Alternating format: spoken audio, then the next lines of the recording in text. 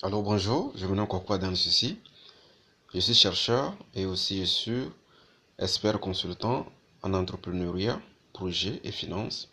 J'accompagne les investisseurs dans la réalisation de leurs rêves d'investissement.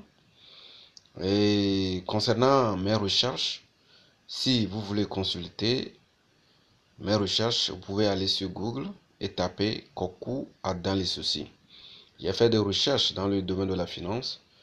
J'ai écrit des articles que j'ai publiés dans les revues internationales et certains de mes articles concernent les difficultés de financement des PME et PMI dans l'Union économique monétaire ouest-africaine, la mesure de l'inclusion financière en Afrique, les- le niveau de l'inclusion financière en Afrique et dans les autres régions du monde. Nous avons aussi fait certaines recherches sur la faillite des PME cotées dans la bourse de valeur de l'UOMOA et la bourse de valeur du Ghana. Nous avons aussi fait une étude comparative concernant la performance commerciale de la Turquie et celle de l'Union économique de l'Union européenne, c'est-à-dire que les pays de l'Union européenne. Il y a aussi d'autres recherches. Donc, quand vous allez trouver tout. Nous avons fait une vidéo la fois dernière concernant l'analyse que l'investisseur doit faire pour pouvoir décider s'il doit investir dans l'entreprise qu'il a choisie. Nous avons pu énumérer deux types d'analyse. L'analyse fondamentale, ça concerne les investisseurs débutants, c'est-à-dire un investisseur qui veut débuter à faire des investissements doit faire recours à l'analyse fondamentale pour déterminer la valeur réelle de l'entreprise et enfin décider d'y investir. L'analyse technique, nous avons dit que cette analyse concerne les investisseurs expérimentés. Eux, ils se fixent ou bien se basent sur les informations passées pour pouvoir prédire les gains futurs sur le marché financier. Pour eux, ils vont réaliser des gains qui sont supérieurs à ce que le marché va offrir.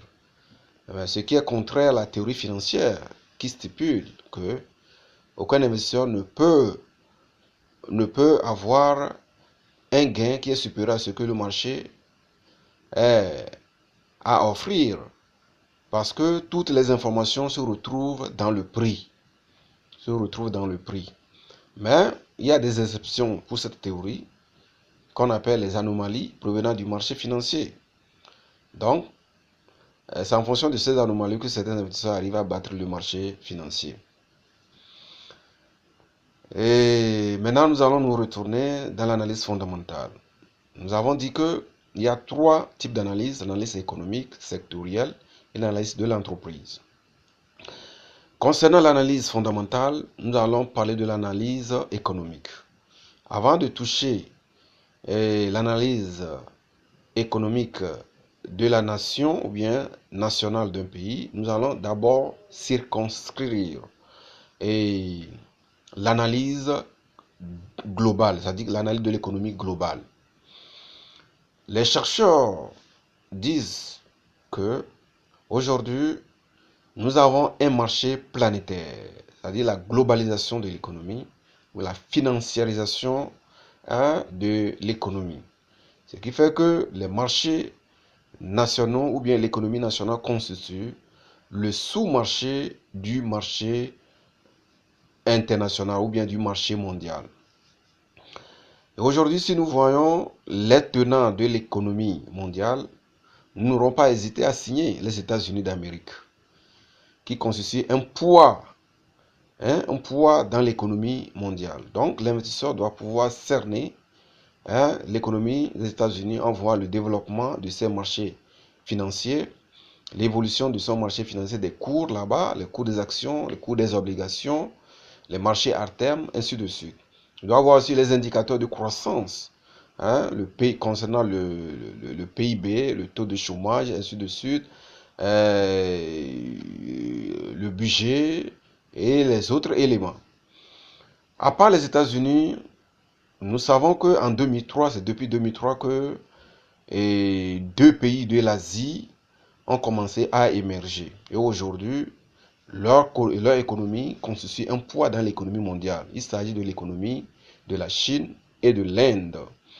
Donc, on doit aussi suivre l'évolution de leur économie. Concernant le marché financier, c'est-à-dire le marché des actions, ou bien le marché des actions ou le marché des titres, nous savons que ces marchés sont sensibles aux événements internationaux.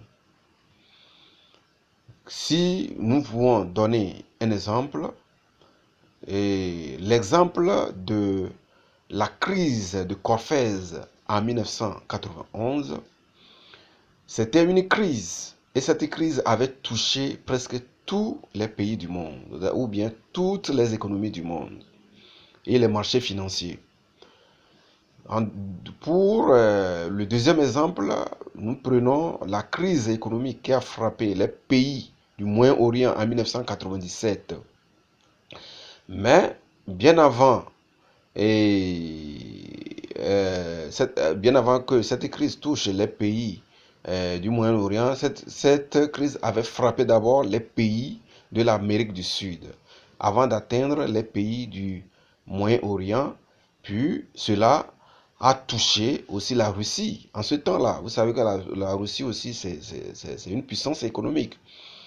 Et quand la Russie a été touchée, la Turquie aussi a été finalement touchée, parce qu'il y a eu une relation commerciale très tendue entre la Turquie et la Russie. Et en ce moment, l'économie turque était plombée. Elle était plombée parce qu'il n'arrive plus à avoir des emprunts auprès de la Russie. Ce qui a fait que vraiment cette crise avait vraiment frappé la Turquie en 1997. Puisque aujourd'hui, étant donné que nous sommes à la mondialisation de l'économie, aucun pays ne peut pas vivre en autarcisme. Parce que les pays sont interconnectés, les marchés financiers sont interconnectés. Ce qui fait que lorsque un géant pays est touché, toutes les autres économies sont aussi touchées. Si nous prenons par contre dans les années 99, où l'économie américaine, c'est-à-dire l'économie des États-Unis, avait joui d'une croissance économique considérable, cela avait eu des répercussions positives sur les marchés financiers mondiaux, bien sûr les bourses de valeur mondiales. Et aussi, cela a des répercussions positives sur les économies des autres pays. Donc, quand l'événement est positif, a des répercussions positives. Si c'est négatif, cela aussi a des répercussions négatives sur les autres pays. Si nous prenons aussi l'exemple de la crise économique de 2008, c'est la crise hypothécaire qui a touché les États-Unis. Cela fait que la plupart des marchés financiers internationaux ont eu du crash.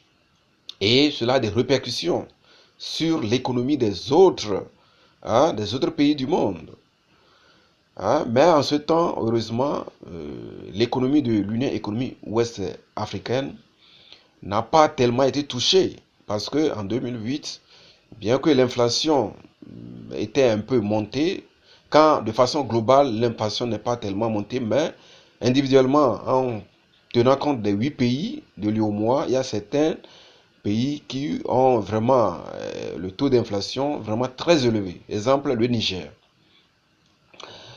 Mais concernant certains pays européens comme l'Italie, l'Irlande du Nord et la Grèce, la crise avait vraiment eu des répercussions négatives dans l'économie de ces pays-là.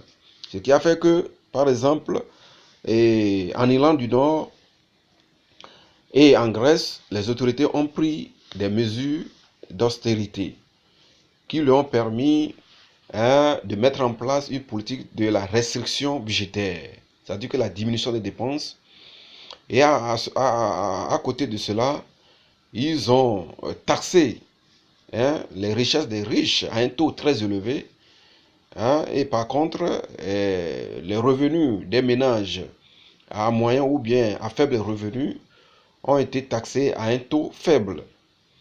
Pourquoi ils ont fait cela? Parce qu'ils disent que si un ménage fait une économie, qu'est-ce qu'il va faire avec son économie? Il ne ferait que le dépenser pour les biens de consommation. En dépensant ça pour les biens de consommation, ceci va booster la demande. Et quand la demande est boostée, ce qui va provoquer aussi l'offre. Donc, on va avoir un cycle économique. Donc, c'est ce qui est passé en Irlande, que l'Irlande aujourd'hui a vécu ou bien a rétabli son économie. Par contre, cette politique n'a pas tellement marché en Grèce. C'est une parenthèse que je voudrais mettre. Et continuons notre analyse. Un pays industrialisé, c'est-à-dire que le pouvoir de compétition internationale d'un pays industrialisé se base sur un élément très important.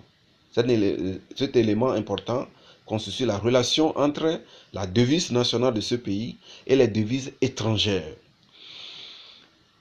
Pourquoi nous disons cela? Lorsque la monnaie d'un pays a perdu sa valeur, se déprécie, cela lui permet de booster ses exportations au profit des importations. Donc, cela va augmenter les revenus des exportations.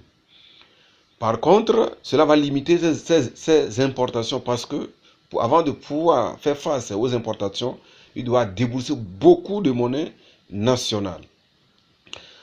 Au cas contraire, lorsque la monnaie s'apprécie, cela va limiter les exportations. Lorsque les entreprises industrialisées sont focalisées sur les exportations, cela veut dire que cela va limiter leurs exportations. Et quelle sera la conséquence? Donc, le personnel sera déflaté. Bon nombre de personnels vont aller au chômage. Et quand le chômage, cela va permettre la diminution de la production nationale, hein, et la capacité de la production. Ce qui va avoir des répercussions négatives sur l'économie, la croissance de l'économie. Et voilà ce qui va advenir. Et si ce pays a un marché financier, vous avez vu que le signal sera négatif. Les cours ou bien les cours des titres vont cracher ou bien vont diminuer. Donc, ce n'est pas bon, ce n'est pas un bon signal. C'est ce que nous pouvons dire concernant les pays industrialisés. Lorsque nous tournons vers les pays émergents, nous savons que la faiblesse de l'épargne intérieure dans ces pays ne les permet pas, hein, de pouvoir financer leurs projets de développement pour lancer la croissance économique, bien booster la croissance économique. Mais du fait qu'ils sont ouverts sur les marchés financiers mondiaux, donc il y aura un accès facile à des capitaux étrangers, hein, en abondance et au moindre coût. Ce qui va leur permettre, hein, de développer leur économie. C'est ce qui s'est passé pour les géants de l'Asie, c'est-à-dire la Chine et l'Inde, que vraiment ils ont développé, ils ont eu une croissance économique, hein, et considérable. Et nous pouvons aussi citer les pays du BRICS, c'est-à-dire que le Brésil, la Russie, l'Afrique du Sud, et la Chine et l'Inde. Mais lorsque un événement négatif international, hein, arrive, donc ces pays-là émergents auront des problèmes à avoir accès aux capitaux étrangers. Ce qui s'est passé pour la crise de 2008, qui s'est passé aux États-Unis, ce qui avait touché vraiment l'économie de plusieurs pays. C'est ce que nous pouvons dire à propos de cela. Pour résumer, un investisseur qui veut faire l'analyse fondamentale, il doit avoir une vision de l'économie mondiale en passant par les économies des États-Unis et l'économie japonaise et l'économie de l'Union européenne. Concernant les marchés financiers les plus puissants du monde, il ne doit pas perdre de vue et a fait une analyse de l'évolution des cours sur les bourses de valeur de New York, ou bien le marché financier de New York, le marché de Tokyo, le marché financier de Tokyo, le marché financier de Francfort et en Allemagne, le marché de Londres. Concernant les marchés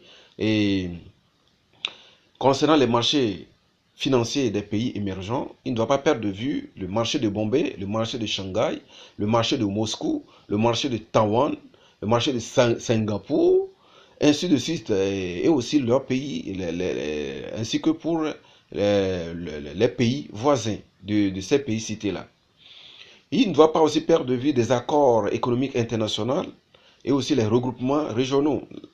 Comme accord international économique, on a le GATT. Hein? L'investisseur ne doit pas perdre de vue. Aussi, au niveau des regroupements internationaux, il ne doit pas perdre de vue l'Union européenne. Par exemple, si la personne en Afrique, l'Union africaine, la CEDEAO et l'Union économique monétaire ouest-africaine, aussi les États-Unis. Hein? Et aussi, les Nations Unies plutôt. Les Nations Unies. Donc, globalement, c'est ce que nous pouvons dire à propos de l'analyse globale de l'économie globale. Donc, dans notre prochaine vidéo, nous allons pouvoir développer les indicateurs qui marquent l'économie nationale, hein, les éléments que l'investisseur doit pouvoir analyser. Ok, nous vous remercions et à bientôt.